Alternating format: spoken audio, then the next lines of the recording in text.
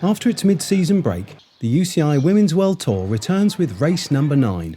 And for the first stage race of the World Tour season, we headed west to northern Spain and the Vuelta a Burgos Femeninas, where the big guns of the peloton were all ready for some action in the hills. Yeah, I mean, you can tell it already is very well organised, but yeah, I'm really looking forward to it. We've already done a week in Spain now racing, and yeah, the stages look really good for us, and we're going into it pretty excited and ready for it. I mean, we came here with a strong team. Erika, she's the leader from the team today, and she's one of the best climbers in the world, so we would try to protect her and try to have a result with her. My big block of racing in Spain, the level gets higher every race because more and more girls coming in, and I think now we have apart from Jumbo-Visma, that's not here, like a quite high level. So it will be a good fight, and I'm really excited to have a new race for me on the calendar, so really happy to be here. Rolling out of the start town of Villadiego, the peloton were greeted at last by warm sunshine for the 100-kilometre race to Sargentes de la Lora, and they were soon out among the hills and spectacular countryside of northern Spain. As the race headed over the first of 2 classified climbs, Trek Segafredo were particularly active, with young Dutchwoman Shirin van Anrooy escaping the peloton and heading up the road. The peloton were not happy giving her too much space though. The 19-year-old only allowed a lead of 1 minute, and as the bunch began running out of space with the day's second climb approaching, she was caught. Australian champion Sarah Roy flying at the front.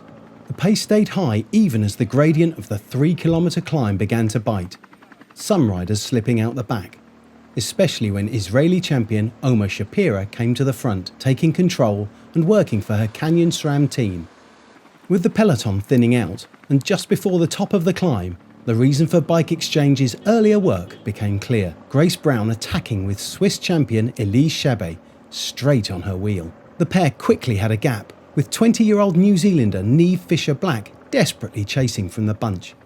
And soon the 2 at the front became 3 as the SD Works rider made contact.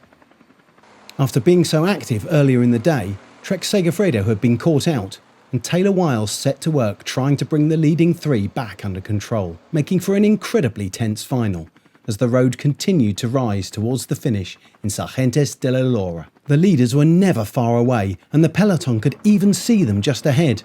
But as the kilometres ticked by, they stayed just out of reach. The final part of the run into the line was long and straight and mostly flat, but still the peloton could not make contact as the leaders worked well together to stay away. Downhill and under the 1 kilometre to go banner, the 3 women still had not been caught, and an upset was on the cards. But the bunch were closing in within touching distance. 200 metres to go and the win would go to the breakaway. Brown opens her sprint first, but Fisher-Black comes alongside, but the Australian has too much power and takes her second UCI Women's World Tour win of the season. Obviously, it was our team plan for me to try for the win today,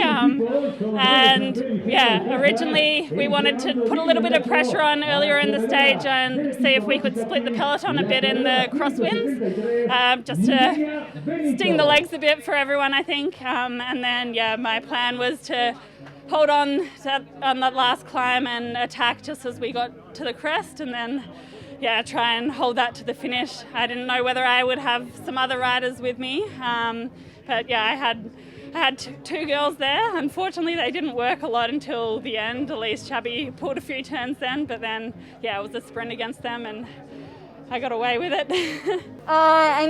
There's always that initial sort of disappointment coming so close, and my team I knew was behind me, and we have a Demi who's a good sprinter and everything, so it's I really felt the responsibility to sort of get that win, but came to the line and I got just pipped, and it's fair enough, those girls were stronger than me today, at the end of the day, for me it's just huge to be on the podium. I'm still new to it all, and to get opportunities like this is pretty amazing, so I'm pretty happy. Not so much the leader's jersey, but we wanted the win, and the leader's jersey comes with it. I don't think I'll be holding it all the way until the last climb of stage 4, but we'll see how far we carry it.